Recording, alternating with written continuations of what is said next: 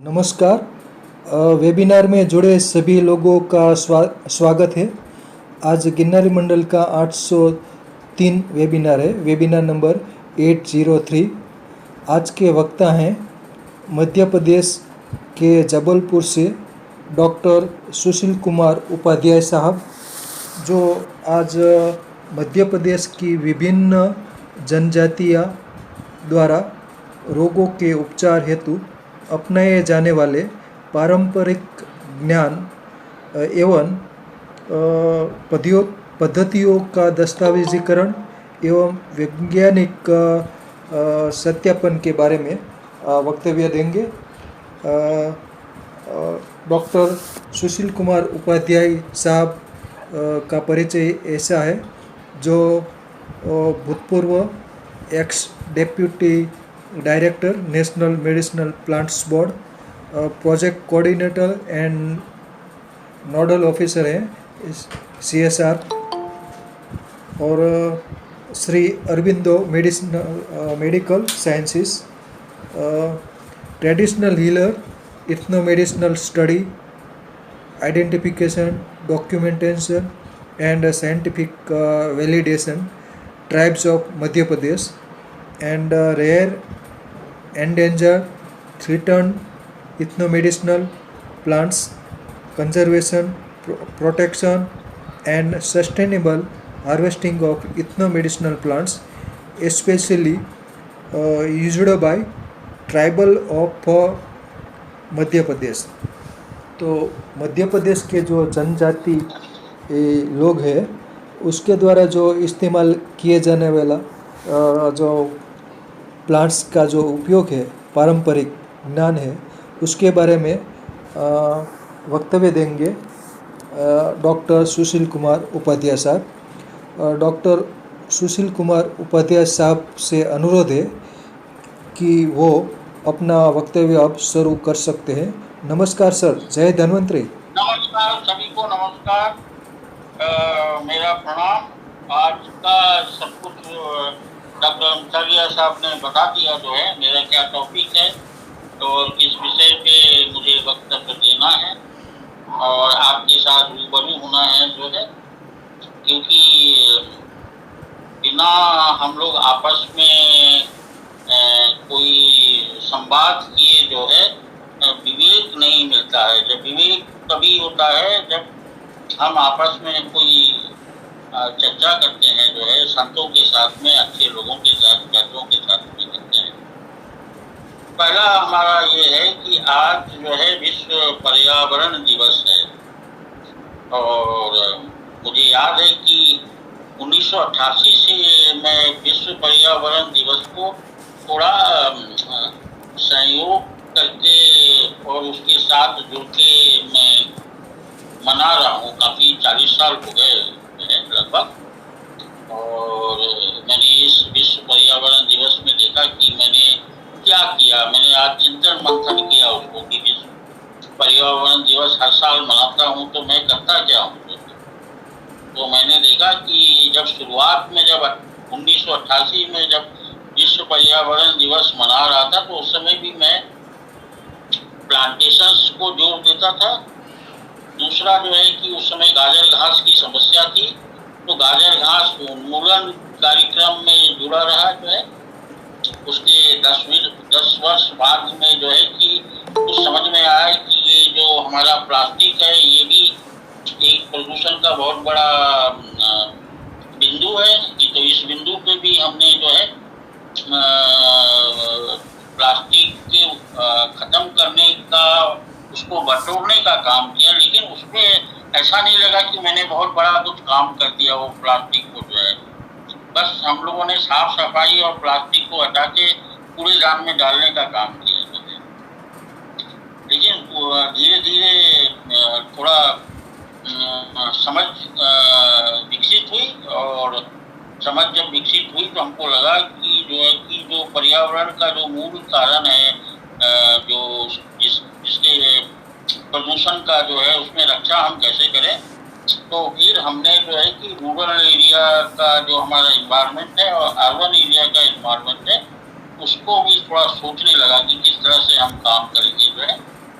तो urban area में मैंने देखा कि आज से 20-30 साल पहले तो हमारे पास कूलर भी नहीं था। जो है आज मैं बिना एसी का सो नहीं पाता हूँ। मैंने एक पंडित जी के पास में भी गया कि जो है कि ये अच्छी बात नहीं है। मैं दिन भर काम करता हूँ, लेकिन मैं जहाँ भी जाता हूँ तो उनसे रिक्वेस्ट करता हूँ कि रात को सोने के लिए मुझे एसी रूम चाहिए जो है। तो ये मेरे लिए बहुत अच्छा नहीं है जो है। तो उन्होंने कहा कि नहीं, आप अपने को ऐसे मत ढालिए जो है। और मैंने कहा कि हमारे जो फादर थे, पिताजी थे, वो कूलर से भी बड़े नाराज होते थे कि कूलर में क्यों सोते हो करके। और आज की स्थिति में हम बिना एसी के नहीं सो पाते हैं जो है। तो इसमें भी मुझे पुनर्विचार करना पड़ेगा, मुझे शारीरिक शोधन करना पड़ेगा कि मैं किस तरह से जो है नेचर के साथ में एडजस्ट हो पाऊंगा। तो जब मैं ही नहीं कर पाता हूँ तो दूसरे को कैसे उपदेश दूँ कि जो है कि ये सब का उपयोग ना करें जो है। ये एक बड़ी समस्या है मुझे जो है। कि मुझे डॉक्टर ने भी कहा है कि आप दिन भर काम करिए, लेकिन 8 घंटा बड़े अच्छे नींद से सोइए जो है। तो अब सोचता हूँ कि किस तरह से इसको करूँ। जो हमारा ये पर्यावरण दिवस है 2025 का जो है, इसका थीम है लैंड रेस्टोरेशन की सर्टिफिकेशंस एंड ड्रॉट रेजिलेंस जो है। भूमि पुनर्स्थापना, मरुस्थली एवं सूखा प्रतिरोधकता। यह थीम हमें पर्यावरण क्षरण को रोकने और प्रकृति के साथ संतुलन बनाए रखने की प्रेरणा देता है। तो थोड़ा चर्चा हम पर्यावरण में भी कर लें कि आज पर्यावरण दिवस है जो है, तो इसका क्या उद्देश्य होना चाहिए जो है।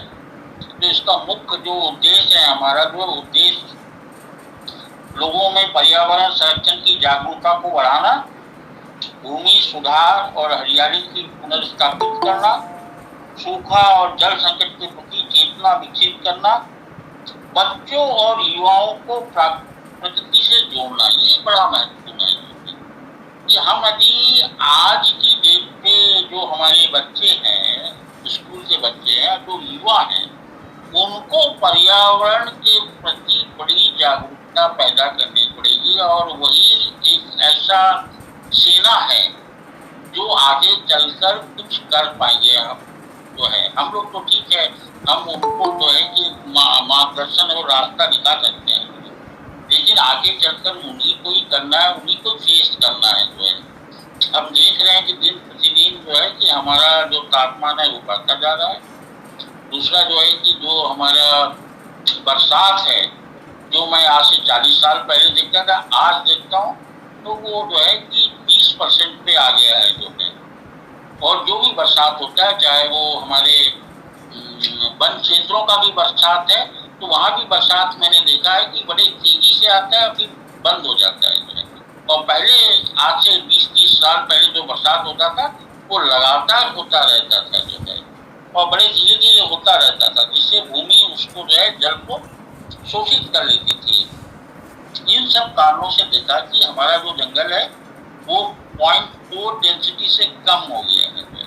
यदि 0.4 डेंसिटी से यदि जंगल कम हो गया तो उसको हम बिगड़े जंगल में बोलते हैं।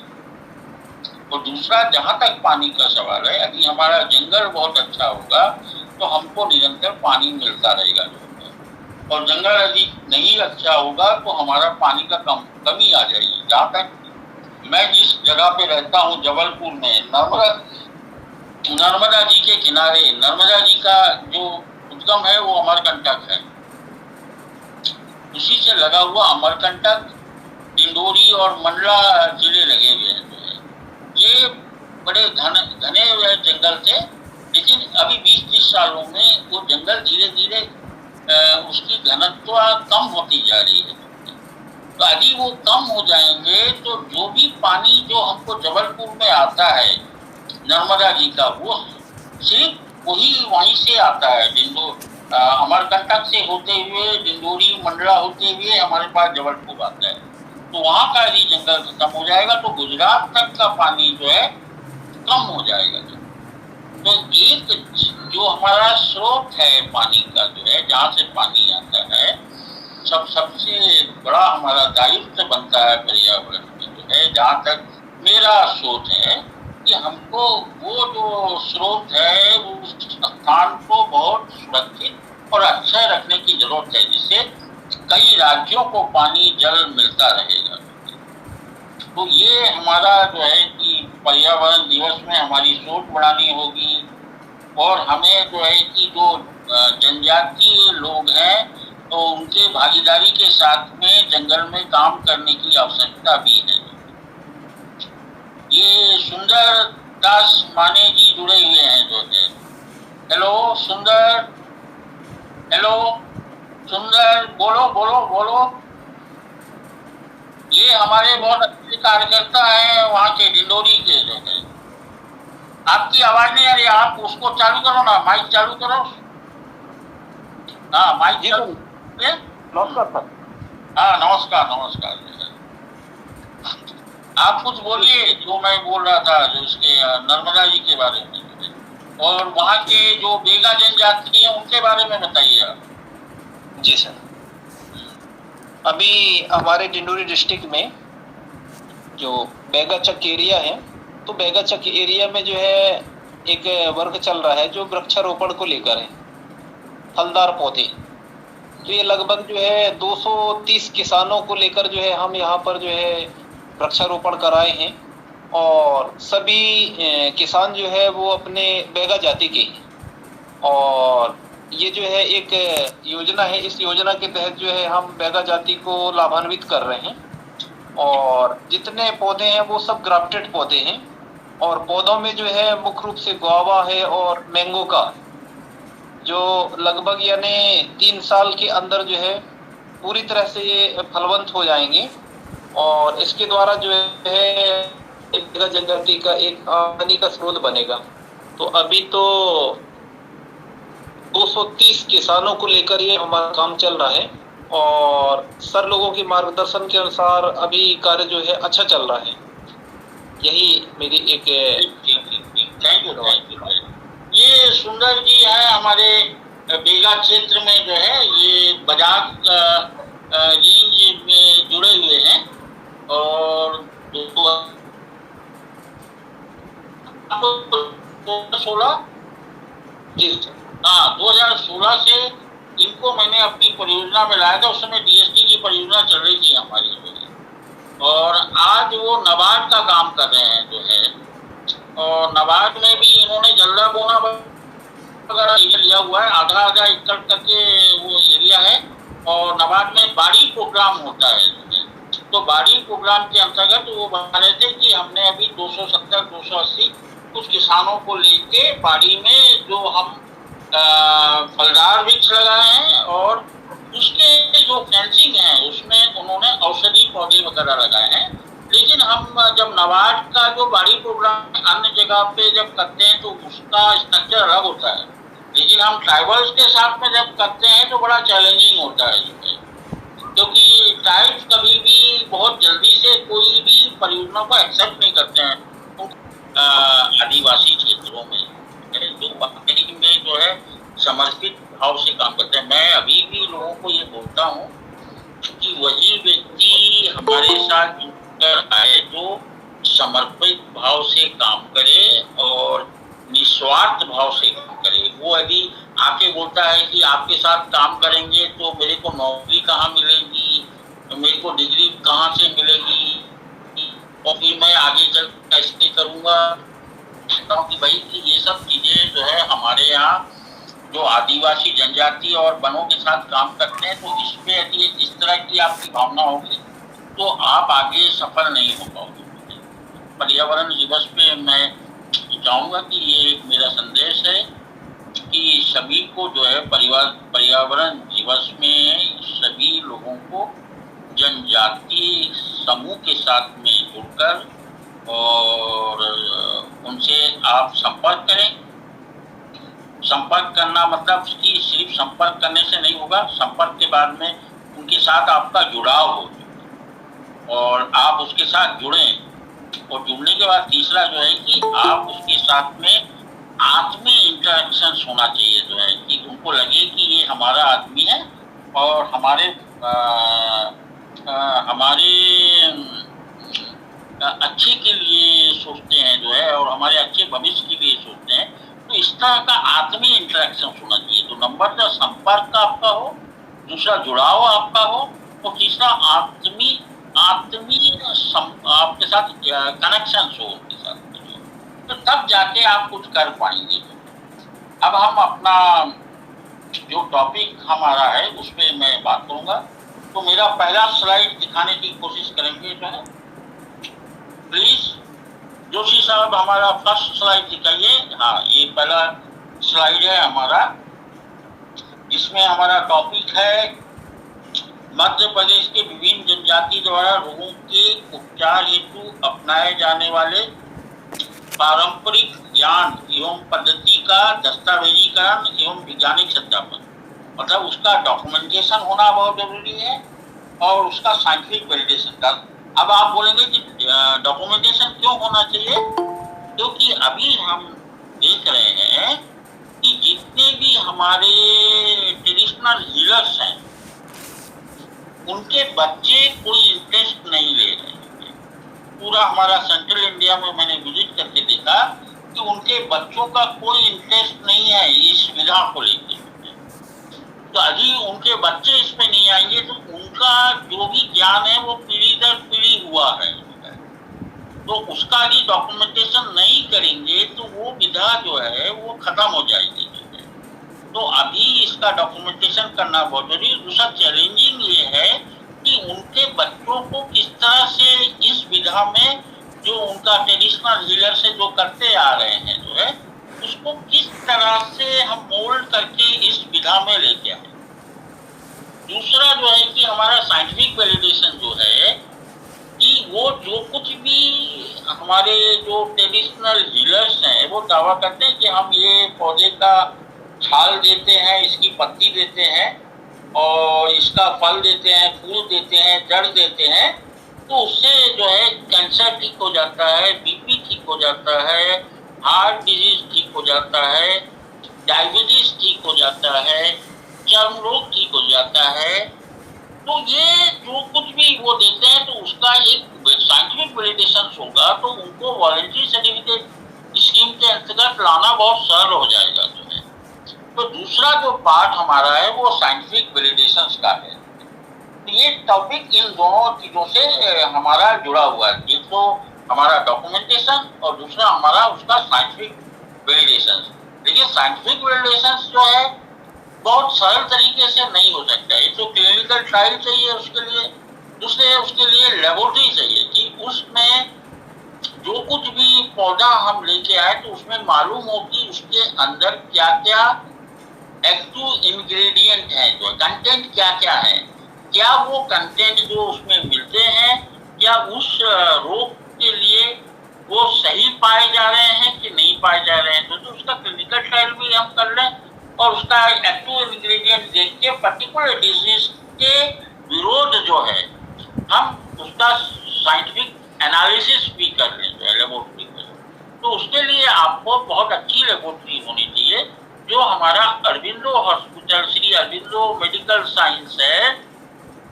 ये 2500 बेड का हॉस्पिटल है, 2000 बेड का तो सामान्य है बेड और 500 बेड का वो कैंसर का बेड है। तो इस तरह 2500 बेड का वो हॉस्पिटल है और उसमें सभी जो नए इक्विपमेंट हैं सब हैं, उनकी लेबोरेटरी बहुत अच्छी है जो है और वहाँ पर भी हमारे साइंटिस्ट वहाँ उपलब्ध हैं और जो कुछ भी हम काम कर रहे हैं अभी सने धीरे धीरे जो है उसको हम अभी सैंपल लाकर उसका साइंटिफिक वैलिडेशन करेंगे। तब भी अभी हमारे 4 रिसर्च पेपर पब्लिश हो गए हैं जो है, लेकिन आप जंगल से कोई भी चीज ऐसे निकाल नहीं सकते। तो उसके लिए हमने एक letter Madhya Pradesh biodiversity board को दिया है कि इन 20 जो हमारे जनजातीय जिले हैं उसमें मैंने काम किया है डॉक्यूमेंटेशन का और उसमें मैं साइंटिफिक वैलिडेशन में काम करना चाहता हूँ। तो उन जिलों से जो जनजातीय जिले 20 जिले उससे मैं सैंपल निकालना चाहता हूँ। तो बिना उनके अनुमति के मैं कोई भी चीजें निकाल नहीं सकता, तो उनकी अनुमति के लिए भी मैंने एक उनको लेटर डाला हुआ है। नेक्स्ट, दूसरा जो है कि जो जनजातीय समुदाय प्रकृति के साथ सामंजस्य बिठाकर रहते हैं, जो वो हमेशा नेचर के साथ रहते हैं, उनको नेचर बहुत पसंद है। तो उनको बाहर हम बुलाते भी हैं कई जगह पे। अभी बीच में हमने भोपाल बुलाया था, तो मैंने उनसे पूछा कि देखिए मैंने आपकी इतनी अच्छी व्यवस्था की, आपको एसी रूम में रुकवाया, तो आपको यहाँ अच्छा लगता है कि अपने घर अच्छा लगता है? तो उन्होंने कहा कि मुझे अपना घर अच्छा लगता है, वहाँ बहुत अच्छा हवा चलता है, और ये जो हम एसी में रहते हैं तो मुझे घुटन सी महसूस होती है। ये अभी 2-3 महीने पहले की बात है। तो उनको अपनी जो प्रकृति है उसके साथ रहना बहुत ज्यादा अच्छा लगता है, भले ही उसको 5 स्टार में भी लिखा जाए तो उनको उतना पसंद नहीं है।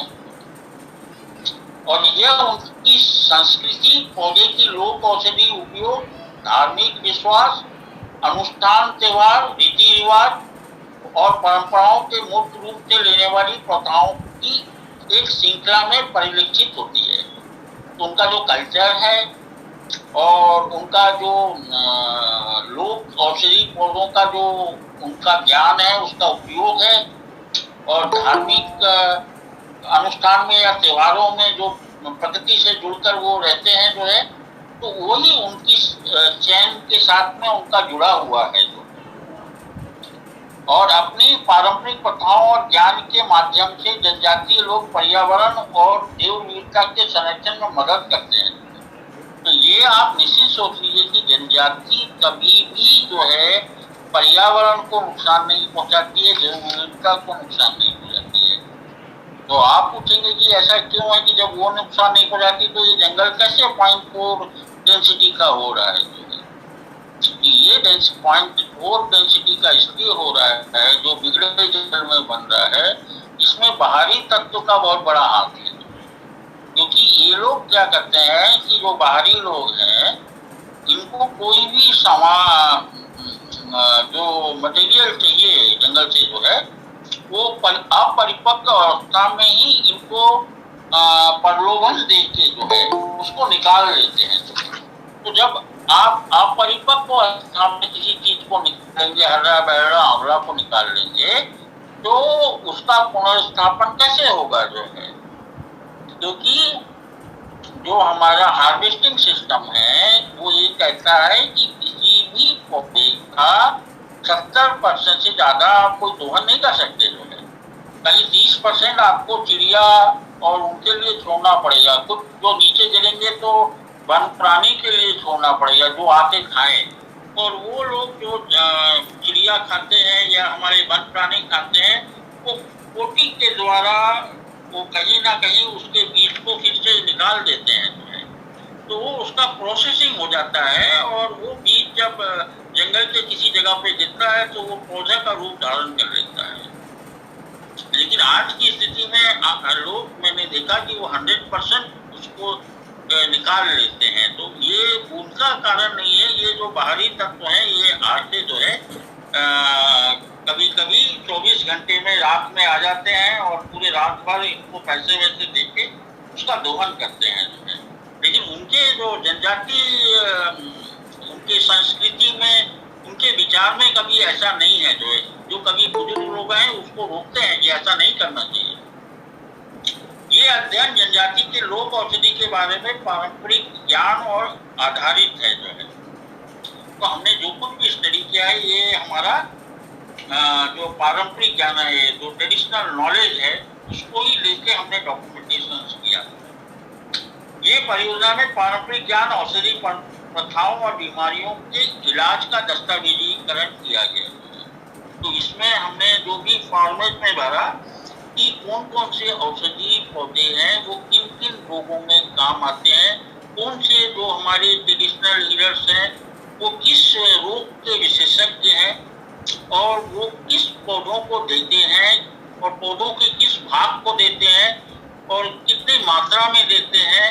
तो जब देते हैं तो उसमें पथ्य अपथ्य का क्या है, क्या खाना चाहिए, क्या नहीं खाना चाहिए जो है, कितने दिन तक खाना चाहिए, कितने दिन तक नहीं इसको करना चाहिए। इन सबका हमने दस्तावेजीकरण किया जो है। इस परियोजना में दस्तावेजीकरण जरूरी है, क्योंकि 100 साल पीढ़ी दर पीढ़ी, जैसे मैंने बताया, की जो चीजें हैं यदि हम नहीं करेंगे तो ये खत्म हो जाएगा और कभी हम कर नहीं पाएंगे इसको। अब इसका जो उद्देश्य है हमारा, नेक्स्ट उद्देश्य जो है हमारा कि इसका महत्वपूर्ण औषधीय पौधों के संबंध में जनजाति के द्वारा पारंपरिक ज्ञान का अध्ययन है। तो उसका जो भी पारंपरिक ज्ञान का अध्ययन है, क्या क्या औषधि पौधे जंगल से लाकर वो उपयोग करते हैं, उसका क्या स्टेटस है अभी, क्या वो जो जड़ी बूटी उपयोग में कर रहे हैं, चाहे वैद्य हैं हमारे, चाहे ट्रेडिशनल हीलर्स हैं, तो क्या उनको ये जड़ी बूटियां आगे मिलती रहेंगी कि नहीं मिलेंगी, कि खत्म हो जाएंगी। तो आज जो आप स्थिति आयुर्वेद में देख रहे हैं कि जितनी भी दवाइयां आयुर्वेद में बन रही हैं उसमें 50% जो ओरिजिनल दवा है वो मिल ही नहीं पा रही, चाहे हमारा च्यवनप्राश हो चाहे अन्य दवाइयाँ हो। हम उसकी जगह पे जो अल्टरनेटिव मेडिसिन का जो हमारा उल्लेख किया गया है द्रव्य गुण विज्ञान में या अन्य उसमें, उसको हम मिला रहे हैं, क्योंकि हमको तो 50% तो ओरिजिनल जड़ी बूटी तो मिल ही नहीं पा रही है, तो कैसे करेंगे जो है।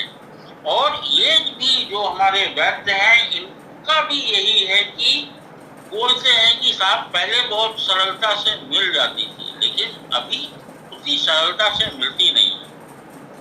मध्य प्रदेश के विद्यार्थियों के पारंपरिक ज्ञान के वैज्ञानिक परीक्षण द्वारा मान्यता जो है, तो ये हमारा ये है कि इनको जब तक मान्यता नहीं मिलेगी तो लोग कहते हैं ना कि वॉलंटरी सर्टिफिकेट स्कीम हम उनको देना चाहते हैं। तो मैंने ये सोचा है कि जब हमारा साइंटिफिक वैलिडेशन हो जाएगा तो उनको वॉलंटरी सर्टिफिकेट स्कीम के अंतर्गत उनको सर्टिफिकेट देना हमारे लिए सरलता हो जाएगा।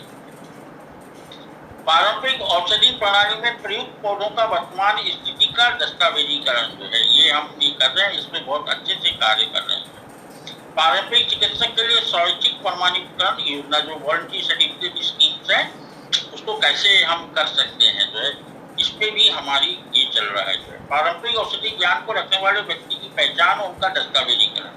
और हम अभी भी जो भी पेपर पब्लिश करते हैं, रिसर्च पेपर करते हैं, तो हम जरूर कोई रिसर्च पेपर जिसमें करते हैं जिसका ज्ञान लिया है उस जो जनजाति ट्रेडिशनल हीलर्स है उसका नाम मैं जरूर लिखता हूँ और कोशिश भी करता हूँ कि उसका फोटो भी उसमें आ जाए। अभी हमारा एक रिसर्च पेपर है इसी पे जो ट्रॉपिकल फॉरेस्ट रिसर्च ग्रुप में मैंने दिया है, तो उसमें मक्कना डामोर करके एक हमारे झाबुआ जिले में है, तो हमने उनका नाम और उनका फोटो दोनों अपने शोध पत्र में दिया हुआ है उनका, कि ये जो ज्ञान है हमने उनसे लिया था, उन्होंने ये बताया है, तो उनका फोटो भी इस पे दिया। तो अभी जरूरी भी है कि हम जो भी ज्ञान हम अभी लेते हैं जंगल जाके उनसे जो ट्रेडिशनल लीडरशिप उनका नाम जरूर लिखें। जब तक आप मेंशन नहीं करेंगे तो ये जो बौद्धिक संपदा का अधिकार है कैसे हम उनको दे सकते हैं। तो इंटेलेक्चुअल प्रॉपर्टी राइट भी तो उन्हीं को मिलना चाहिए ना, क्योंकि ये ज्ञान तो उन्होंने ही दिया हमको जो है, तो इसका इंटेलेक्चुअल प्रॉपर्टी राइट भी उनको मिलना चाहिए। और इससे यदि कोई चीज जाके बड़ी पैमाने पे बनती है, कोई दवा बनता है या कोई बड़े वैद्य बनाते हैं, तो उसका एक्सेस बेनिफिट शेयरिंग भी उनको मिलना चाहिए। तो ये भी हमारा उद्देश्य है कि यदि हमको सत्यापन में बहुत अच्छा कुछ मिलता है और हम उससे कोई कैंसर की दवा बनाते हैं, उससे हमारे हजारों करोड़ का लाभ होता है, हमको सरकार को होता है, तो उसका कुछ अंश जो है उनको मिलना चाहिए जिनसे हमने ये ज्ञान प्राप्त किया। तो एक्सेस बेनिफिट शेयरिंग भी उनका होना चाहिए।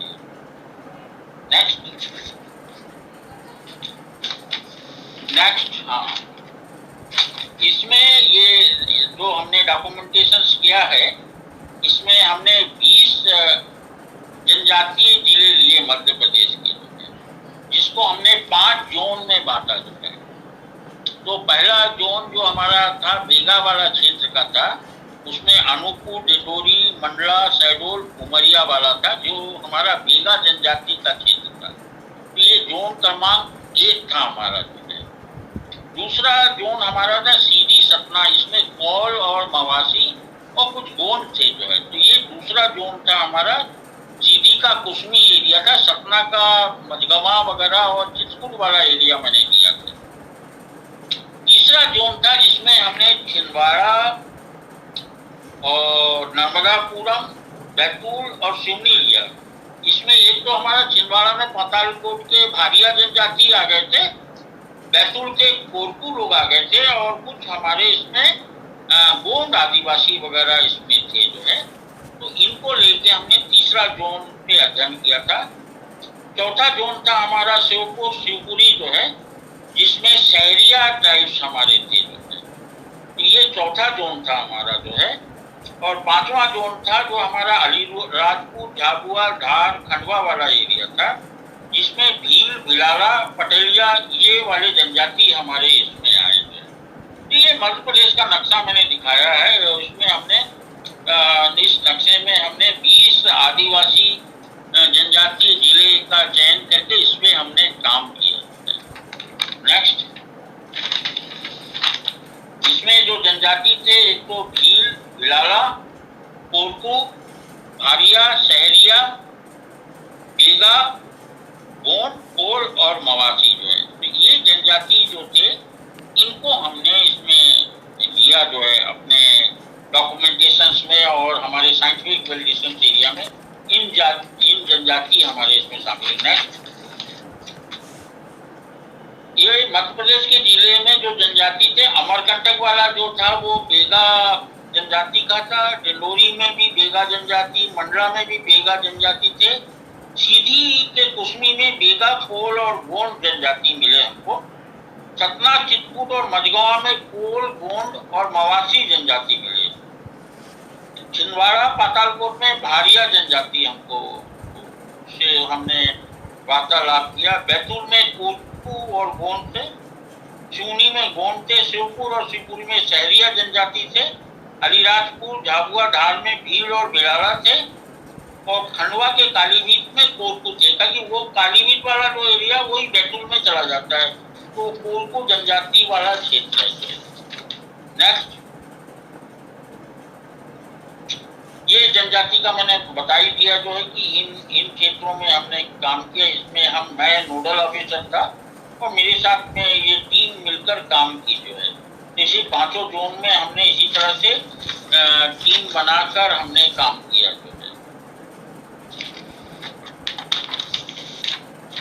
नेक्स्ट, विधि विधि विधि विधि नेक्स्ट, हाँ, तो इसका जो मेथोडोलॉजी था उसमें जो है अध्ययन एवं वैज्ञानिक सत्यापन कार्यक्रम के लिए मध्य प्रदेश के जनजातीय जिलों एवं जनजातियों के चयन कोर ग्रुप द्वारा मध्य प्रदेश के 20 जनजातीय जिलों का चयन किया गया था हमारे इसमें जो है। और अध्ययन में मध्य प्रदेश के जनजातीय बहुल क्षेत्रों में किया गया जो है।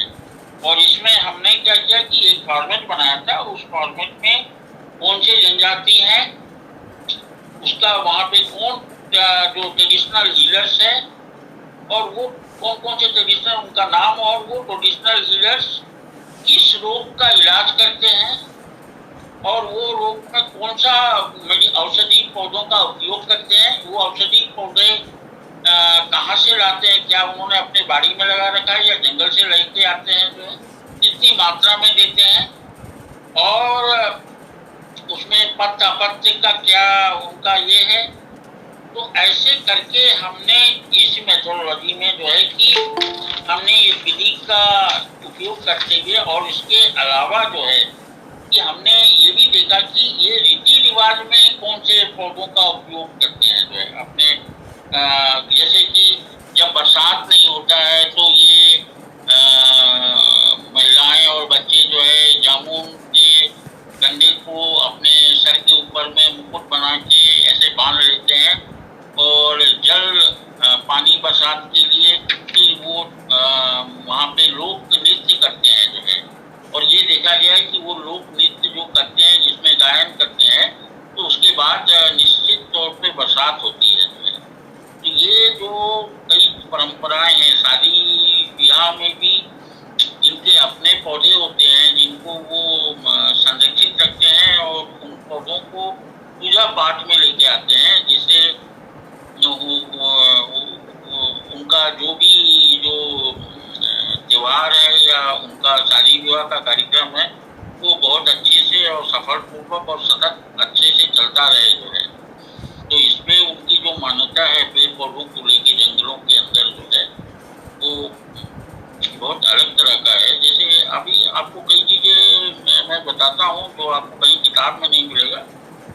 मैंने एक भील आदिवासी से पूछा कि तुम अगले जन्म में क्या बनना चाहोगे जो है, तो मैंने उनसे कहा तुम डॉक्टर बनना चाहोगे, इंजीनियर बनना चाहोगे, अडानी बनना चाहोगे, अंबानी। तो उन्होंने कहा कि नहीं नहीं नहीं साहब, मैं ये सब नहीं बनूंगा। तो उन्होंने क्या बनोगे? तो उन्होंने कहा कि मैं तो हरी बोल पक्षी बनना चाहूंगा।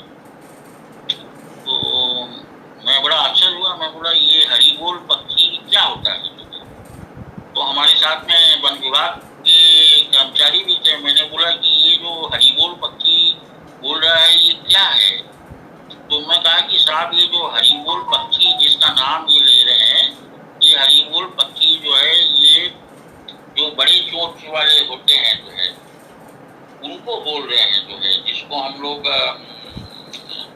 इंग्लिश में क्या बोलते हैं उसको हॉर्नेबल जो है, हॉर्नेबल को ये हरी बोल पक्षी बोल रहा है। तो देखिए कि वो ना इंजीनियर बनना चाहता है, डॉक्टर बनना चाहता है, रानी अंबानी नहीं बनना, बोलता है मैं हरी बोल पक्षी बनूंगा और मैं आराम से इस दुनिया में रहूंगा। तो मैंने बोला कि ये तो बड़ी अच्छी बात है, हरी बोल पक्षी बनोगे। बोले साहब ये पृथ्वी को देवता मानते हैं। तो मैंने बोला अच्छा। बोले कि ये जब भी नीचे उतरते हैं तो कभी भी अपने पैर पृथ्वी में नहीं रखते, कोई सूखी डंडी को लेके उतरते हैं कि उनका जो पैर है वो जमीन को ना टच हो। तो लकड़ी को, सूखी लकड़ी को लेके उतरते हैं। तो इनके प्रकृति के साथ में जुड़ाव और उनके साथ में इस तरह का रिश्ता जो है ये बड़ा अनोखा है, बड़ा।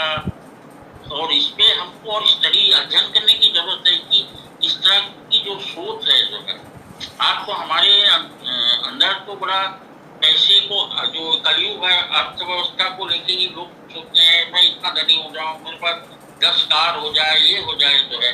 लेकिन ये जो जनजाति आदिवासी है वो कभी इस तरफ नहीं जाता है, जो बड़ा प्रकृति के साथ बड़ा प्रकृति प्रेमी होता है। लेकिन जंगल के साथ में भी इनका जुड़ाव बहुत अच्छा नहीं देखा मैंने एक से पूछा कि तुम बताओ मैं इंदौर से आता जाता हूँ, तुम्हारे लिए क्या मिठाई उठाई लेके आऊंगा तुम्हें, आप बताओ कोई बहुत अच्छा मिठाई वहाँ बहुत अच्छा इंदौर में मिलता है। बोले साहब नहीं नहीं मिठाई नहीं चाहिए मुझे। मैं बोला क्या चाहिए? तो उसने कहा कि मुझे एक वहाँ से चाहे आप लाना चाहते हो मेरे लिए खाकी ड्रेस लेते हैं। तो मैं बोला खाकी ड्रेस क्या करोगे? बोले नहीं साहब खाकी ड्रेस लेके आ जाएंगे तो मैं जंगल में बड़ा स्वतंत्र होकर घूम पाऊंगा। तो ये मुझे विचलित कर दिया जाए कि क्योंकि उसको लगता है कि जंगल के अंदर सिर्फ वन विभाग ही जा सकता है। तो ये जो आदिवासी है वो बड़ा फ्री होकर अंदर नहीं घुस सकता है।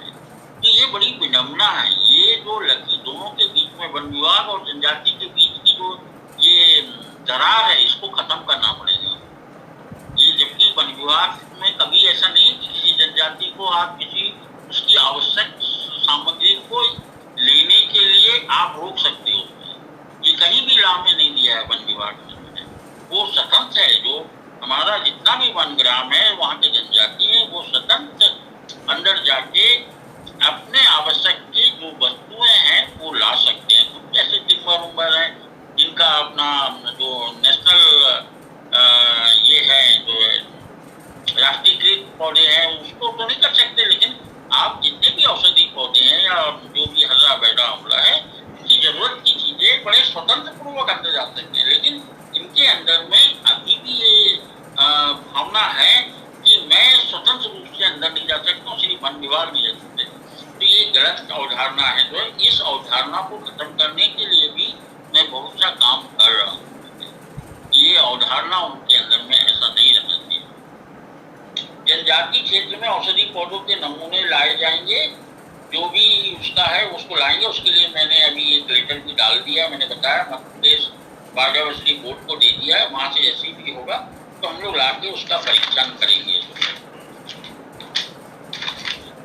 और उसका फिर क्लिनिकल ट्रायल होगा और फिर उसके अंदर पाए जाने वाले जो इफेक्टिव इंग्रेडिएंट हैं उसको देखे जाएंगे कि किस तरह से वो काम करते हैं, उसमें हम लोग कार्य करेंगे। नेक्स्ट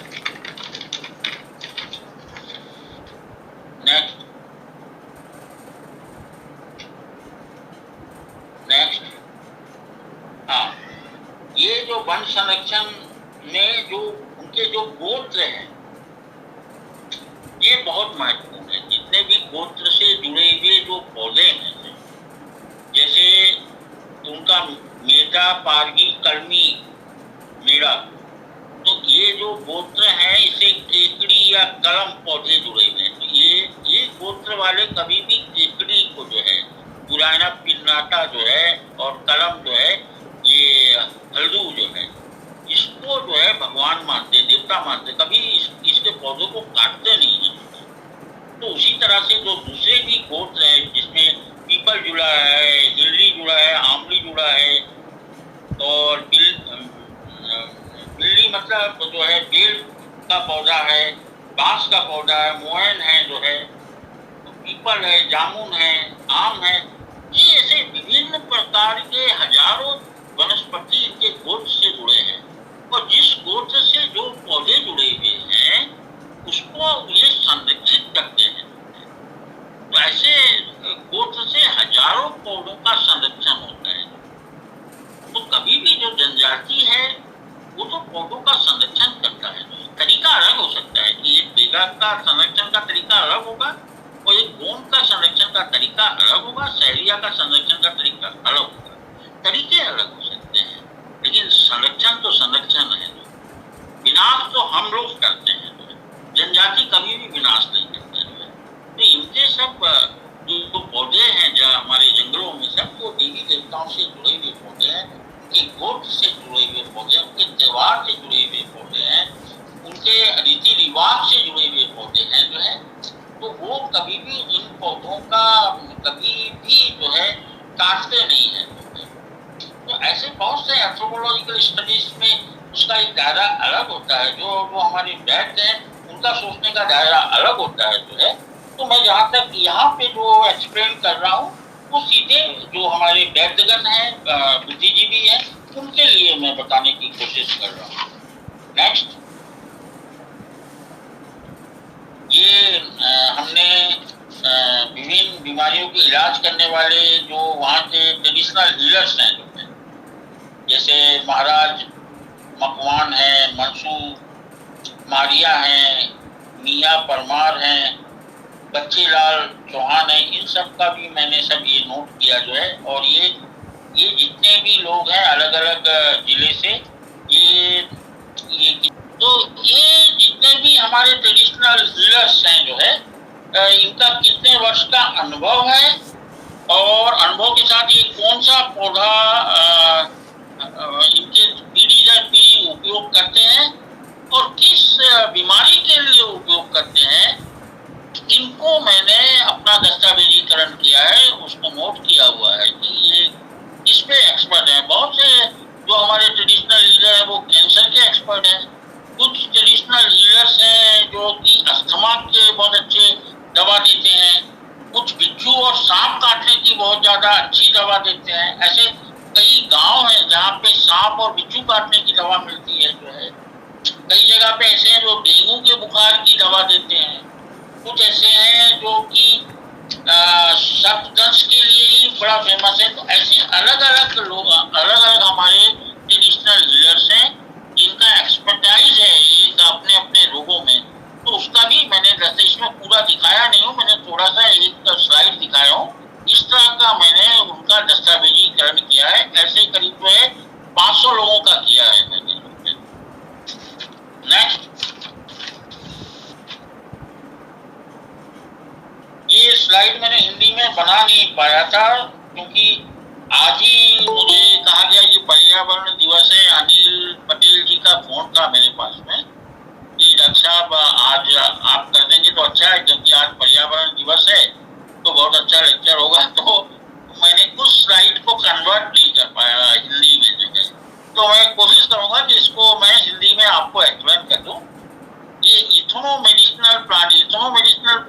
का मतलब होता है, मेडिसिनल प्लांट और इथनो मेडिसिनल प्लांट का अंतर ये है कि जो हमारे जनजातीय समूह उपयोग करते हैं वर्षों से जो है, तो ये एथनिक ग्रुप है, और ये जो औषधि पौधे उपयोग करते हैं तो उसको हम लोग इथनो मेडिसिनल प्लांट कहते हैं। तो उनका मैंने दिया है कि जो जो पौधों का बहुत ज्यादा उपयोग करता है, और वही पौधे जंगल में अब दुर्लभ संकट के अवस्था में आते जा रहे हैं। तो उसमें जो पहला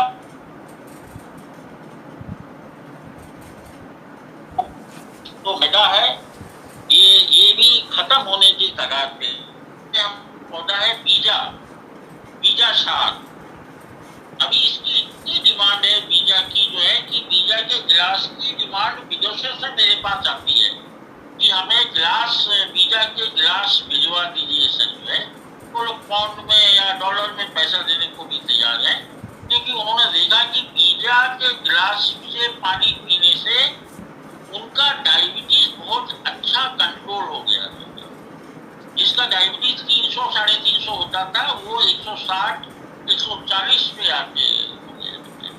लेकिन ये पौधा भी दिन प्रतिदिन बिल्कुल खत्म होने के कगार पे है।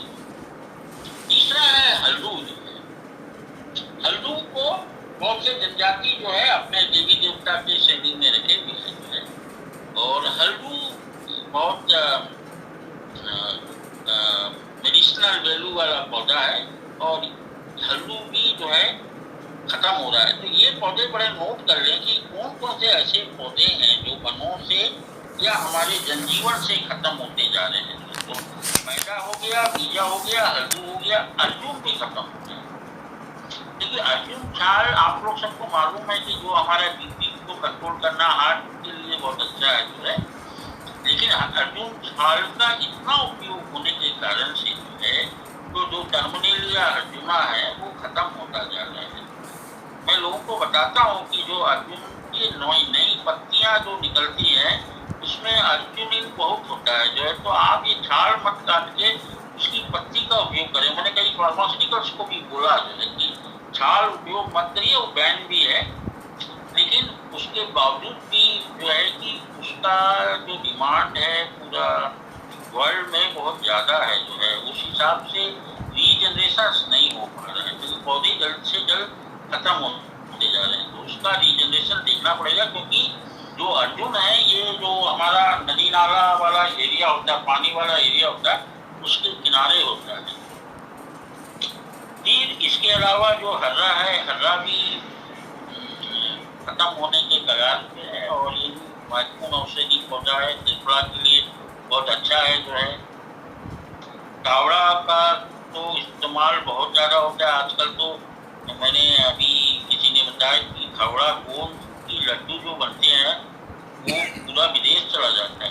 कावड़ा गोंद इतना ताकतवर है, और खास करके जो डिलीवरी के बाद में महिलाओं को उसकी लड्डू दी जाती है जो, तो कावड़ा भी जो एनोजेसिस लेटिफोलिया है वो खत्म हो रहा है। चिंसा भी खत्म होने के कगार पे, कुल्लू भी खत्म हो रहा। कुल्लू के गोंद निकालने के कारण से कुल्लू का भी खत्म होने के कगार पे है जो है।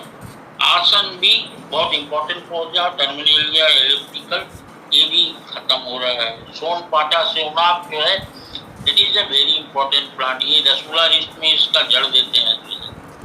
तो जो पहले के बैग होते थे जहाँ पे ये पूरा जलम इंडिकम होता था, उसके नीचे बरसात में काफी पौधे मुँह आते थे, तो उसके जो छोटे पौधे थे वो उसमें से 10 पौधों में से 7 पौधे वो निकाल लेते थे, जिससे उसका जड़ काम में है रसगुल्ला रिस्ट के लिए, और 3 पौधे छोड़ देते हैं। लेकिन आज की डेट पे जहाँ पे सेवनाक लगा है वहाँ तो 1-2 पौधा भी नहीं आ पाता है नीचे, क्योंकि ये भी खत्म होने के कगार पे। इसका भी जो है जो पुनर्उत्पादन है वो 0 है। कलम है मिटीगाइना परविफोला जो है, मिटीगाइना परविफोला भी बहुत इंपॉर्टेंट मेडिसिनल प्लांट है, ये भी दिन प्रतिदिन खत्म हो रहा है। अंजन भी खत्म हो रहा है। डायलिनिया पेंटागाइना जिसका काफी चर्चा करते हैं आपके अनिल पौधा जो है, और ये इसी कैंसर के लिए भी काम आता है डायरेनिया जो है। और ये भी पौधा जो है खत्म होने के कगार पे, ये भी कैंसर के लिए बहुत इम्पोर्टेंट पौधा है। डायरेनिया पेंटागोना सुआरूप बोलते हैं। और दहीमन एक बड़ा इम्पोर्टेंट पौधा है, ठीक है। कई लोगों को ये सब चीजें मालूम नहीं है, लेकिन जैसे कई लोग पूछते थे कि दहीमन साहब नहीं मिलता नहीं, और दहीमन में तो हमको फ्लावर नहीं दिखता, लेकिन मैं ये आपको बता दूं जो है कि दहीमन जो है कि एक लिंगी पौधा है। मतलब दहीमन का मादा पौधा अलग होगा और नर पौधा अलग होगा। तो यदि कहीं एक नर पौधा लगा है तो उसमें कहाँ होगा जो है, कभी भी उसमें उसका पुनर्स्थापन हो ही नहीं सकता जब तक कि मादा पौधा भी आसपास ना हो जो है। तो दहीमन का जहाँ प्लांटेशन हमको करना है, ताकि छोटे पौधे में आप तो पहचान भी नहीं पाएंगे कि कौन सा नर पौधा है कौन सा मादा पौधा है। तो दहीमन का जहाँ भी प्लांटेशन कराएं तो कम से कम 50 पौधे लगाएं, तब जाके उसका मल्टीप्लिकेशन हो पाएगा। दूसरा जो है कि ये सब जो जड़ी बूटियां हैं, इसके फर्टिलाइजेशन में जो एजेंट है, मतलब जो इंसेक्ट है या बर्ड्स है जो है, जो इनका फर्टिलाइजेशन करता है जो है, वो भी खत्म होने हो गए हैं या खत्म होने के कगार पे। आप लोगों को मालूम नहीं है कि महुआ में कौन करता है फर्टिलाइजेशन। महुआ में फर्टिलाइजेशन करता है चमगादड़, वो भी रात को 2 से 3 बजे के बीच में जो है, तभी जाके उसमें गुल्ली आती है महुआ में। यदि चमगादड़ खत्म हो जाएगी तो महुआ में फ्रूटिंग कहाँ से आएगी। तो ऐसे दहीमन है या बीजा है या अन्य पौधे धावड़ा है, इन सबको फर्टिलाइजेशन करने के लिए उनके अलग अलग एजेंट हैं। वो एजेंट खत्म हो गए ड्यू टू क्लाइमेट चेंज के कारण से खत्म हो गए, या ग्लोबल वार्मिंग के कारण से खत्म हो गए। तो इस कारण से जो उसका पुनर्स्थापना है रीजनरेशन से वो कम हुआ। तो एक कारण तो हमने, एक तो पूरा दोहन कर रहे हैं, एक कारण तो ये है ही है जो है, चाहे हमारा ग्लोबल वार्मिंग या क्लाइमेट चेंज, तो दूसरा कारण नहीं है। तीसरा कारण है कि इनको जो फर्टिलाइज करता है, जो एजेंट है, वो भी खत्म हो गया है या खत्म होने के कगार पे। इस कारण से भी इनमें जो रीजनरेशन है वो नहीं हो पा रहा। नेक्स्ट,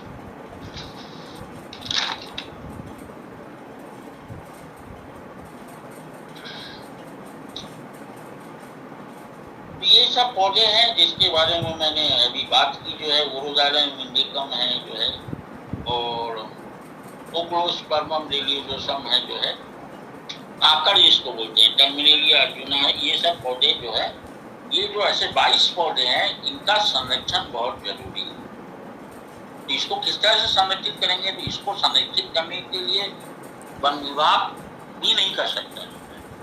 या हम सोचे कोई बॉटनिस्ट को रखते हैं, लड़के को, जिसको हम 10,000 15,000 रुपया महीने देके उनको बोले कि भाई इसका संरक्षण करो, नर्सरी वगैरह तैयार, तो वो भी नहीं हो सकता। इसके संरक्षण के लिए हमको वहाँ के जो ट्रेडिशनल हीलर्स हैं, उनका हमको मदद लेनी पड़ेगी। बिना उनके मदद से हम इनका संरक्षण नहीं करेंगे। हमको लोकल लेवल पे नर्सरी बनानी पड़ेगी, उनको लेना पड़ेगा उस नर्सरी में, क्योंकि वो ही है जिनको पूरी जानकारी है कि कब इसमें फल आता है, ये पौधा जंगल में कहाँ मिलेगा, इसका फल हमको कब कलेक्ट करना चाहिए, इसके फल को कब कैसे किस तरह से हम इसका रीजनरेशन कराएंगे, नर्सरी में लगाएंगे। तो उनकी मदद से ही वन विभाग कुछ कर सकता है। तो ये मैंने अपने रिपोर्ट में दिया है कि बिना ट्रेडिशनल हीलर्स को लिए बिना हम इनका संरक्षण नहीं कर सकते। ताकि साइंटिस्ट तो बहुत काम कर रहे हैं, मैंने कोई भी ऐसा लैब नहीं है, इंस्टीट्यूट नहीं है जिसका भ्रमण नहीं किया, लेकिन ये जो महत्वपूर्ण पौधा है, इसके लिए मैं प्रयास कर रहा हूँ कि जो वहाँ का लोकल जनजाति लोग हैं, जो इसको समझते हैं, उनको हम जोड़े नर्सरी में सरकार के साथ, तभी जाके हम इसका संरक्षण कर सकते हैं। नेक्स्ट, अच्छे से दिखाइए। ये देखिए जो है ये रक्त विरार है, इसको थोड़ा बड़ा कर दीजिए। रक्त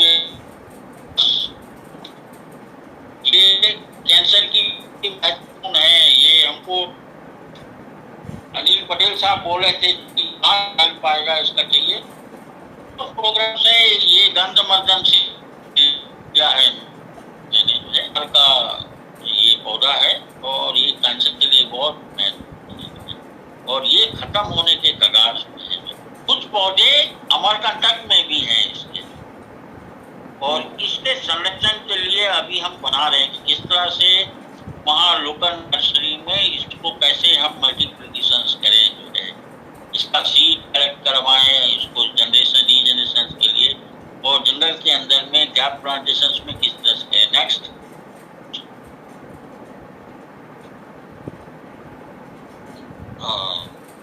ये टेरोकार्पस के बारे में, ये बहुत महत्वपूर्ण पौधा है जो है, और इसको बहुत अच्छे से संरक्षित करने की आवश्यकता है, नहीं तो ये पौधा खत्म हो जाएगा जो है।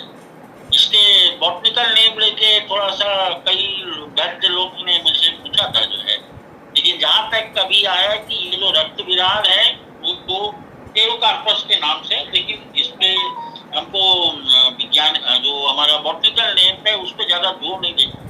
जो पौधा है उसको हम किस तरह से संरक्षित कर सकते हैं उस पर हमको जोर देना चाहिए। नेक्स्ट, ये डायमंड का पौधा है। इसमें नर पौधा और मादा पौधा अलग अलग होते हैं दोनों। एक लिंगी पौधा होता है, तो इसमें दोनों की जरूरत पड़ती है, मतलब नर पौधे की भी और मादा पौधे की, तब जाके इसको हम इसका क्रॉस मल्टीप्लिकेशन कर सकते हैं, जो फर्टिलाइजेशन करवा सकते हैं। जब तक ये दोनों पौधा उस जगह पे नहीं होगा तो इसको नहीं बढ़ा सकते। नेक्स्ट, ये है सुआरुक डायलेनिया पेंटागाइना। ये काफी जगह पे काफी है जो है, लेकिन इनकी अपनी कॉलोनी होती है। हर आदमी को नहीं मालूम कि वो अभी तामिया जाएगा तो कभी भी कहीं ये खोज नहीं सकता डायलेनिया पेंटागाइना। मुझे मालूम है कि डायलेनिया पेंटागाइना किस जगह पे है, पातालकोट में। आपको उसी एरिया में ही डायलेनिया पेंटागाइना मिलेगा, हर जगह नहीं मिलेगा। इस तरह से छत्तीसगढ़ में भी डायलेनिया पेंटागाइना है कि आप अभी कोरबा जाएंगे तो कोरबा में एक जगह है कॉफी पॉइंट, वहां से आगे बढ़ेंगे तो आपको डायलेनिया पेंटागाइना का 15-20 पौधा आराम से मिल जाएगा, अच्छे बड़े बड़े पौधे हैं। नेक्स्ट, ये है दुर्लभ पौधा जो है, अंजन का पौधा है, जो ये भी खत्म होने के कगार पे है, तो अंजन को भी हमको बचाना है। अंजन में भी हमने एरिया में हमने इधर पे दिखाया अभी, जो हमारा रीवा सीधी वाला बेल्ट है वहाँ पे हमने देखा, वही का ये फोटोग्राफ जो है, ये कैंपा प्रोजेक्ट में इसका प्लांटेशन किया गया है। नेक्स्ट,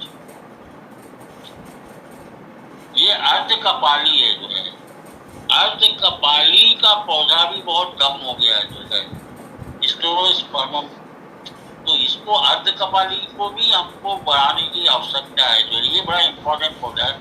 इसीलिए मैं दिखा रहा हूँ कि कौन कौन से ऐसे महत्वपूर्ण पौधे हैं जिसको हमको संरक्षण करने की बहुत अति आवश्यकता है। नेक्स्ट, ये है सेवनाक ओरोजाइलम, ये हमारा 10 मूलर इसका महत्वपूर्ण पौधा है, लेकिन इसके नीचे अभी पहले तो मैंने देखा था जब मैं 93-94 में, इसके नीचे कम से कम 15-20 पौधे 50 पौधे तक मिल जाते थे मुझको बरसात के सीजन में, लेकिन अभी तो एक भी पौधा नहीं मिलता है। तो उस समय मैंने देखा कि वैद्य लोग जो है 10 पौधों में 7 पौधे निकाल देते थे, 3 पौधे छोड़ देते थे, तो ये सब मेंटेन रहता था जो है, क्योंकि उनकी जड़ की आवश्यकता होती थी, तो बड़े पौधे को तो नहीं निकाल सकते थे, छोटे पौधे की जड़ वो लेते थे जो है 10 मूलर इसमें, लेकिन वो संतुलन ही बिगड़ गया जो है सेवनाक का। नेक्स्ट,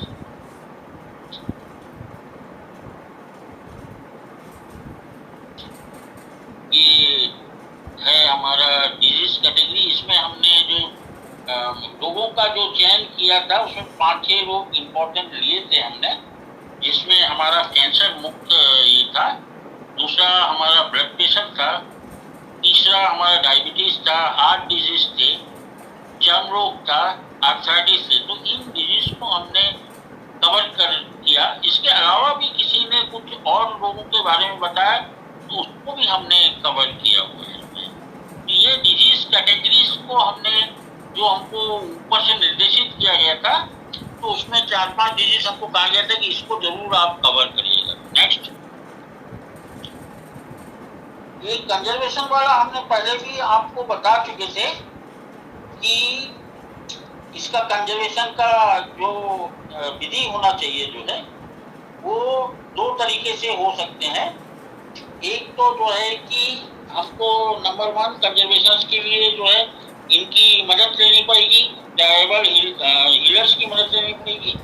दूसरा, बरसात के दिनों में जो पौधे छोटे छोटे आते हैं उस सबका जो है ENR करना पड़ेगा, असिस्ट नेचुरल रीजनरेशन करना पड़ेगा, क्योंकि उसमें खाला बनाना, उनमें मिट्टी चढ़ाना। जैसे छोटा बच्चा होता है, जब तक उसकी माँ उसको दूध नहीं पिलाएगी तो बच्चा को बीमार होने की संभावना ज़्यादा रहती है। तो उसके सर्वाइवल के लिए हम छोटे बच्चे को बहुत ध्यान देते हैं, जो खान पान से लेकर उसको समय पे।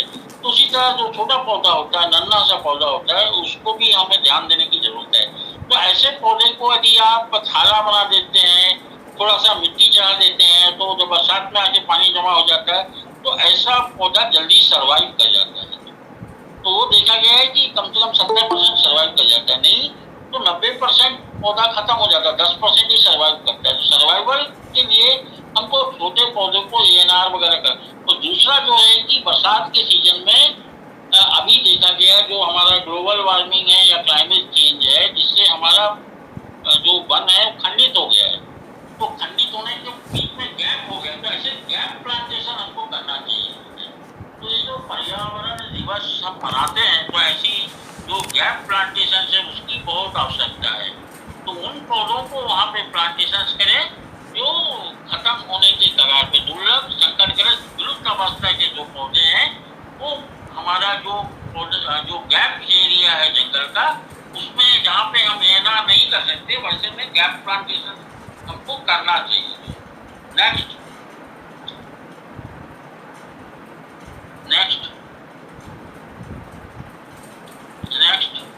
रिसर्च एंड डेवलपमेंट, ये हमारे सही से हीरो हैं, ये ट्राइबल हीलर्स हैं, जिन्होंने हमको बहुत सी बातें इनसे बताई इनके साथ में।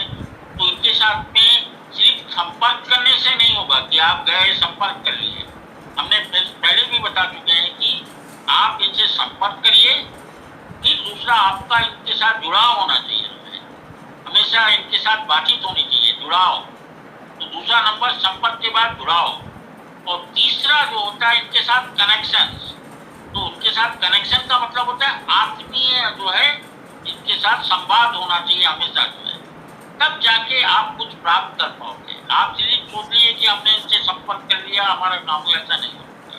तो ये 3 मुख्य बातें हैं, तो जब तक आप इन तीनों चीजों का ध्यान नहीं रखेंगे तो आप कुछ नहीं कर सकते। तो नंबर संपर्क, दूसरा जुड़ाव, और तीसरा इनके साथ कनेक्शन जो है, आत्मीय कनेक्शन जो है। नेक्स्ट,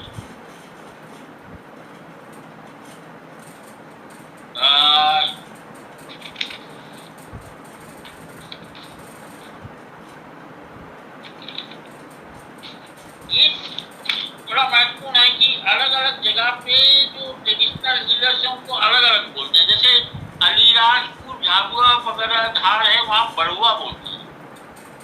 तो ये जो ट्रेडिशनल हीलर जो जड़ी बूटी देते हैं जो है लोगों में, वो बड़ुआ कहलाते हैं। और जो छिंदवाड़ा है वहाँ पे पहाड़िया कहलाते हैं या भूमका बोलते हैं। तो वो भूमका या पहाड़िया के नाम से जाने जाते हैं। और जो बेगा एरिया है वहाँ बुनिया कहलाता है, उनको बुनिया बोलते हैं। जो मेडिसिनल मैन है वो बुनिया कहलाएगा। तो इस तरह का डिस्टिंग्विश है, अलग अलग जगह पे जो मेडिसिनल मैन है जो है, और वो सब जगह पे अलग नाम से जैसे शहरिया में भोपा बोलते हैं, तो वो भोपा कहलाएंगे। तो इनकी सबकी अलग अलग मान्यता है। पंडा बोलते हैं वहाँ पे, आपके रीवा और सतना वगैरह में पंडा आते हैं, पंडित से पंडा बनाते हैं। तो ये हमारे अलग अलग मेडिसिनल मैन को अलग अलग नाम से संबोधित करते हैं। नेक्स्ट,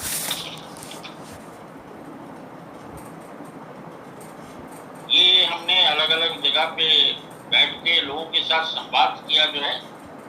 आप यदि 5 स्टार होटल में इनको बुला के करेंगे तो कुछ नहीं होने वाला है। आपको फील्ड पे जाके इनसे मिलना पड़ेगा, इनके साथ में विभिन्न पौधों के बारे में जानकारी लेनी पड़ेगी। और जब हम इनके साथ बैठते हैं, दिन भर बैठते हैं, तो इनको हम प्रोत्साहन राशि भी देते हैं। तो क्योंकि इनका दिन भर का जो समय हमने लिया जो है, तो इनको हमने प्रोत्साहन राशि दी। और जिन जिन लोगों से हमने नॉलेज लिया, इनको हमने अरविंदो हॉस्पिटल के तरफ से हेल्थ कार्ड भी दिया जो है कि 3 साल तक आपका परिवार का कोई व्यक्ति बीमार होता है तो उसका हम निःशुल्क चिकित्सा करवाएंगे, उससे कोई पैसा नहीं लिया जाएगा, ना दवाई का लिया जाएगा, ना एडमिट करने का लिया जाएगा, और उनका हम निःशुल्क इलाज करेंगे। तो जब तक आपकी भावना इस तरफ नहीं होगी तो फिर आगे चलकर ठीक है, हम इनको इंटेलेक्चुअल प्रॉपर्टी राइट देंगे या कोई दवा बनेगी, लेकिन अभी हम क्या दे सकते हैं? तो जो हम कुछ दे सकते हैं तो उसको तुरंत देना चाहिए। तो हम ये जितने भी लोगों से संपर्क किए, जिनसे भी हमने ज्ञान प्राप्त किया, तो उनको हमने तो प्रोत्साहन राशि दी, उनको हमने इंदौर बुलाया, उनको सम्मान दिया, और उसके साथ में उनको हमने हेल्थ कार्ड दिया कि 3 साल तक आपके परिवार में कोई भी आदमी किसी भी तरह का बीमार होगा तो वो हेल्थ कार्ड ले आएगा, तो उसको 1 पैसे का भी कोई भुगतान करने की जरूरत नहीं है। नेक्स्ट, ये इनके उसमें जो चित्रकार जो लोक चित्रकला है, या उनका जो पूजा पाठ का जो उनका ये है, क्या बोलते हैं, स्थान है, उसमें कौन कौन से पौधे हैं, उन सब का भी हमने अवलोकन किया जो है। और ये लास्ट स्लाइड में जो किनारे दिखा रहे हैं, ये देखिए, ये जामुन का ये है, जंगाली है, जिसको लेके बरसात के लिए डांस कर रहे हैं लोग। तो ये जब पानी नहीं गिरता है तो इस तरह का नृत्य करते हैं। इस कार्य के लिए हमें जो अरविंदो हॉस्पिटल के फाउंडर हैं श्री विनोद भंडारी जी जो है, उन्होंने, और उनके सुपुत्र हैं महक भंडारी जी जो है, उनका बहुत बड़ा योगदान है। और देखिए, इतना बड़ा उनका एलोपैथिक चिकित्सा होने के बावजूद भी उनकी रुचि जो है ये ट्रेडिशनल हीलर्स और ट्रेडिशनल नॉलेज को लेके है। तो ये बहुत बड़ी बात होती है कि जो एलोपैथिक का इतना बड़ा संस्थान है, लेकिन वो ट्रेडिशनल नॉलेज को लेके भी बहुत रुचि रखता है जो है।